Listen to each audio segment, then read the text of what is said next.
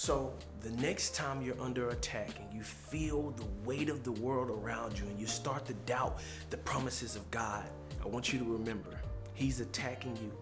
He's sending all of His swords your way. He's bombarding you with all of these attempts because the enemy has faith in your future.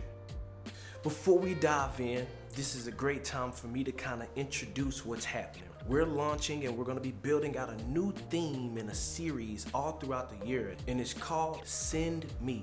And the whole idea is this. Man, you guys know through my music, through tours, through books, I'm passionate about the next generation, but I'm also passionate about mobilizing youth, mobilizing people. Over the years, I've seen Christians say they love Jesus and they're in the church and they sing the loudest and they know all of the worship songs, but they do not exercise their faith. So my goal with this idea of Send Me is I want to help resource Christians. I want to provide wisdom, insight, encouragement for them to exercise their faith through works.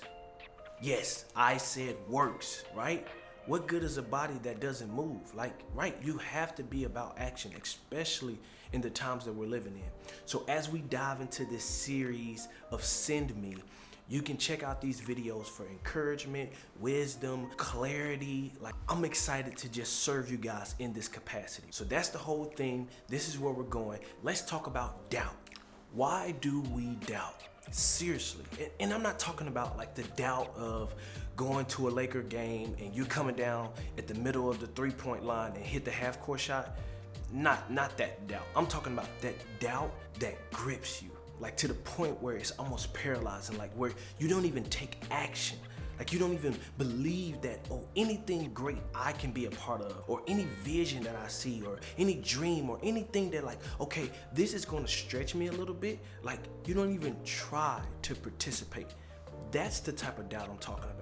Addressing this is key because as Christians, we're really good at sweeping stuff under the rug, never saying anything about it, hoping and praying that it goes away. But in reality, there are a lot of Christians on the sideline, not because they're bad people or they're not good enough or nothing like that, but we get hit with these attacks and these distractions and these detours of life, and we do not know how to get back in the game. It's critical that we understand, man, where does this come from? Why are we filled with so much doubt? How can I get past it? So it's key that we know this.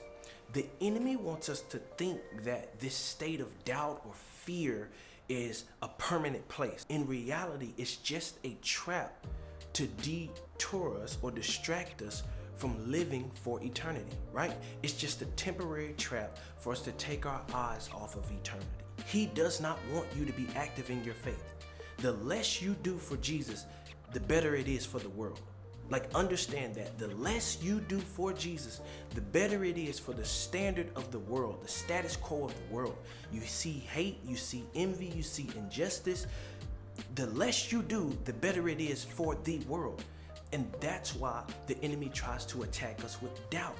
He wants us to be stagnant in our faith. He wants us to ponder the promises of God. He wants us to question the faithfulness of God. He wants us to question the timing of God, because the more we sit on the line holding our hands and praying and wishing and never even working through that gray area of doubt, the better it is for the world. And I get it.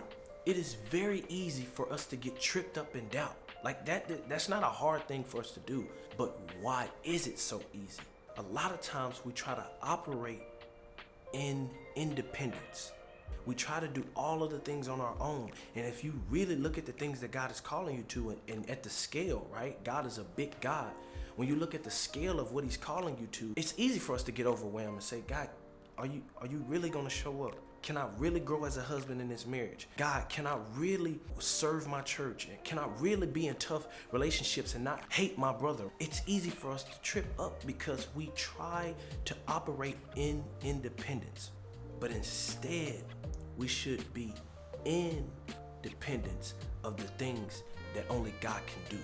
We should be in dependence on the things that only God can do. Our state before Christ should be a state of dependence. Like, God, I need you to do X. And when I take all of that pressure off of my performance, when I take all of that pressure off of what I can do and what I can pull off in a short amount of time, or before the year ends or before the next year starts, and I solely put it on the shoulders of God, instead of me trying to perform, instead of me trying to doubt, I can solely focus on being faithful. I can solely focus on bringing my worries and my cares and my concerns to God. Like, it's no longer about, man, can I measure up? But it's about, can I just sit at the feet of Jesus? I'm gonna be active. I'm gonna follow through as God speaks. But my priority is sitting at the feet of Jesus, right? And the enemy hates that. The enemy hates the fact that we submit in being busy and doubting and being fearful and saying, no, I'm gonna sit at the feet of Jesus. That's my most important work. The enemy fears that. I want to give you a nugget. The next time you're in that state, remember this. The reason he's attacking you, the reason he wants your mind, the reason he keeps sending all of these attempts to take you out of the game is because of this. The enemy has faith in your future.